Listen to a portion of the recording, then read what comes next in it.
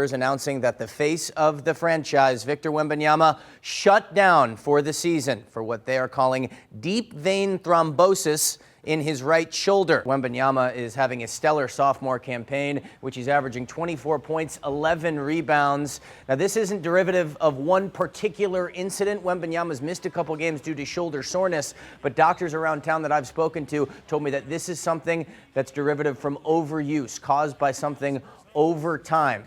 Inevitably, it is a blood clot that has plugged up blood flow to a central part of the body, in the right shoulder. Doctors have told me that this is usually commonly seen in the legs. About 1 to 5% of cases of these kind of blood clots are in the shoulders. I spoke with Dr. Michael Peck, a vascular surgeon at Baptist Hospital here in San Antonio, about potential long-term effects for Wembanyama's injury, and likely he's already on blood thinners now moving forward, and his potential timeline for return.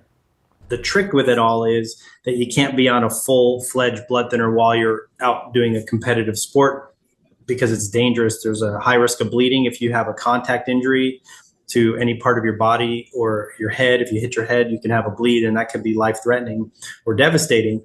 So you have to be off of blood thinners while you're actually competing. If we can fully treat this, and then if we make sure that the reason for the clot wasn't something that requires continuous blood thinners, if we can get past that, if this happened from the effort thrombosis and it's not from a blood clotting disorder like a blood condition, then the blood thinner period of time is usually measured in months, 3 to 6 months, something like that. I'm very optimistic that if this is caught early, I'm assuming it's been caught early and treated fully in the ways that we've talked about, that he can get back out there for next season and be just like he was before.